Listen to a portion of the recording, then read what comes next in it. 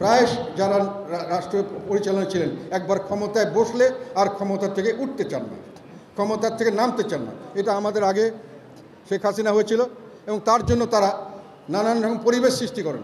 আমার ধারণা এই আমার তরুণ বন্ধুরা এই পলিসিতে গেছেন, ওনাদের মধ্যে একটা সুন্দর বন্দোবস্ত চিন্তা করেছেন। আমরা একটা দল করব, ক্ষমতায় কীভাবে থাকা যায়, একটা দল করব সরকারের থেকে, সরকারের সুযোগ সুবিধা নিয়ে, সরকারের সমস্ত বাস্তব নিয়ে আমরা একটা দল করব। এই দলকে ক্ষমতা আনতে হবে। ক্ষমতা আনলে আমাকে প্রতিযোগিতা কমাতে হবে। বন্ধু বাড়ানোর কথা আমি বলছিলাম না, বন্ধু তো দরকার নাই, শত্রু বানিয়ে এদেরকে বের করে দাও। প্রতিযোগিতা কম হতে হবে। প্রতিযোগী কে আছে?